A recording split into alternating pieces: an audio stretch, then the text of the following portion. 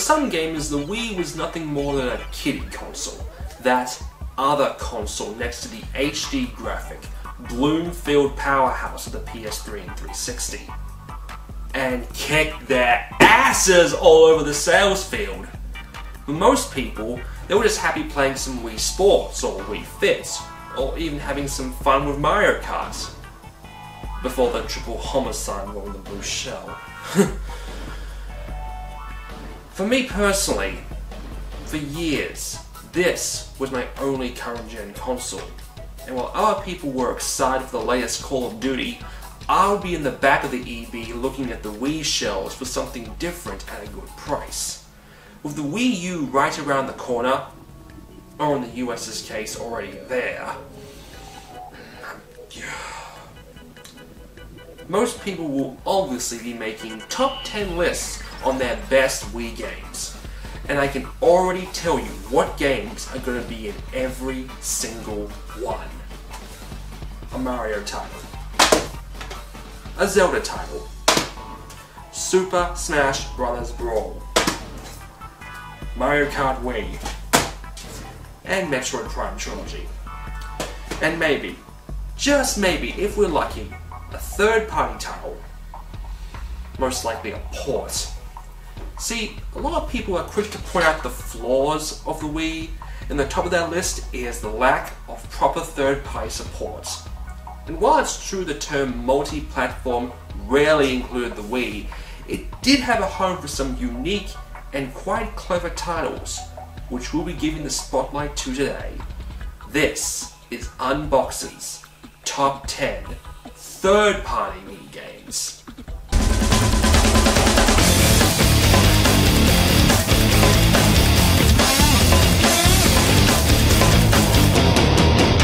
First off, a couple of rules. 1. Obviously, Nintendo had to have had no part in the creation or publishing of the game. So, even if it's developed by a third-party developer, it doesn't qualify. And that goes double for third-party developers using Nintendo franchises. 2. The game must have been originally released on the Wii. This sadly means ports or multi-platform games are excluded. So, sorry Okami. Sorry Resident Evil 4. Sorry... moving on. And 3 is actually more of a notice. Despite what you see here, I haven't played everything. There are some games I just haven't tried yet, or really been unable to play long enough to get an impression. So if you feel there's a game that I didn't mention but believe should have been on here, please let me know. And FYI, whoever told you that using derogatory terms for homosexual would get your point across better was lying to you. So, let's start the list. Number 10. Silent Hill Shadow. Okay, yes, I know. It came out on the PS2 and PSP. A month after it came out on the Wii, so it still counts.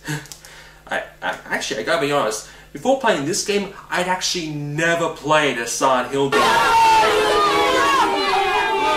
Stop! Okay, look, I never owned a PS2 until, like, what, last year, and I was like, what, 10 when Silent Hill 1 came out? I was never going to get that game. This was actually a very interesting experience, and while some of the Wii flailing is a bit of a setback, overall, it's an experience that was unmatched by any other console. Recent horror titles like Dead Space, Resident Evils, and even the HD Silent Hill games like Downpour and Homecoming didn't match the same amount of tension and suspense that you felt by playing Shattered Memories. You know, that's one plus for an underpowered console. Question: what was the Wii library filled to the brim with? And if you say minigames, fuck you in your ass with a shotgun!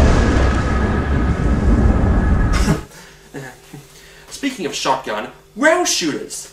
The Wii was filled to the brim with them. So many choices, and these are just a few of them. But which one to give it to? Well, obviously not this one because they were originally on the Dreamcast. So, which one to pick? I have to go with the first game I ever reviewed, Dead Space Extraction. Despite my opinion on it not having anything after a first playthrough, it is something else to not have to shoot zombies all the time.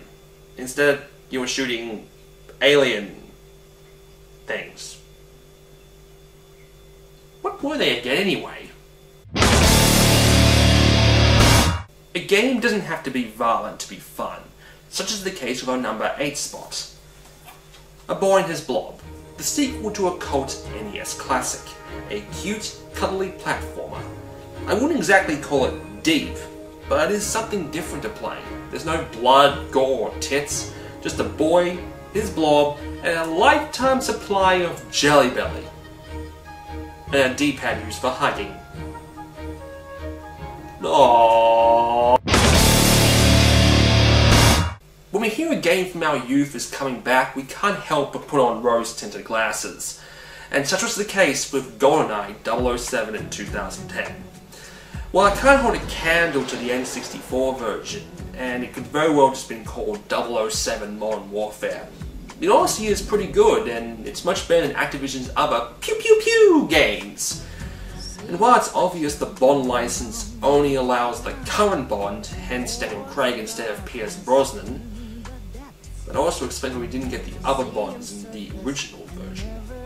Anyway, it's a fun game and it can help you tide over until Activision, Nintendo, Rare, Microsoft, and whoever owns the Bond license can finally get off their ass and bring us the original version on arcade or virtual console or whatever. Just give it to me!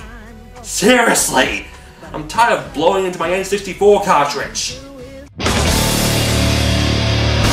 I knew the Wii was in a bad situation when people started making noise for a game just because it was an ultra-violent, mature game exclusive for the Wii.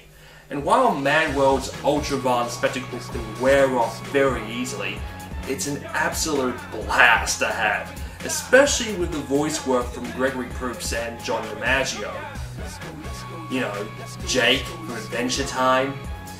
And, once again, the soundtrack is killer. And it is bloody as a woman on her... Red Steel, aka that game you bought at the Wii launch when they were out of Zelda and you were tired of Wii Sports, was a concept about gun and swordplay that's execution was, However, in 2009, when the Wii Motion Plus was released, its first real game to use it was Red Steel 2. And despite having no connection to the original game, it was a thrill to have with some amazing finishing moves. Graphics were pretty damn good too. See? Huh? This is how you do it! Not PS2 style. God. Sucked. This sucked. I already mentioned this game in passing during my Knights review, but I don't think I gave it enough justice. So I'm going to put it simply. Knight's Journey into Dreams is a colourful, vibrant, full variety game, especially compared to the original 7 levels in the original Saturn version. This is a game that deserves your attention, even though Sega continues to put a giant question mark at Knight's crotch, with it talking like a girl and dressing like a guy. Only Sega would do that. And speaking of Sega, if you need any more motivation to buy this game, buy it, or Team Sonic may make Sonic Unleashed 2. Do you really want the Werehog back? I don't. The point-and-click adventure game has gone the way of the dodo, but in recent years it's seen a resurgence, and to me the most standout title is Zack and Wiki, a point-and-click adventure game from Capcom of all places. Sure, some of the answers when you actually sit down and think about it may make your head yeah, like that. But in all honesty, it's a great game, even if the Wii mode can go prima donna on your ass sometimes. When it comes to young or underpowered technology, what's the best way to make a great looking game? Take what you already have done and make it better. Example, the Sega CD, a system that ended up flopping due to terrible FMV games. What stood out was taking Sonic, a game that worked, and adding everything to it in Sonic CD. Or even take the original PlayStation. While Resident Evil, Tomb Raider, and Final Fantasy VII have great nostalgia, graphically, they haven't aged well at all. What has aged well? Symphony of the Night. Case in point, Muramasa the Demon Blade looks beautiful on the Wii. The developers took a formula they knew would work properly on the Wii and made it better with vibrant colors, seamless animation, and smooth gameplay. Being able to rack up combos is just awesome in this game. I should also note that this game is actually getting a re-release on the Vita. So congratulations to all you Vita owners. Both of you.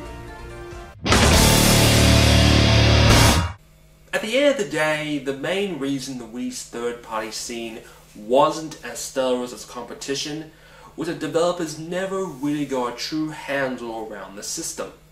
However, there was one developer who took the Wii and just ran with it.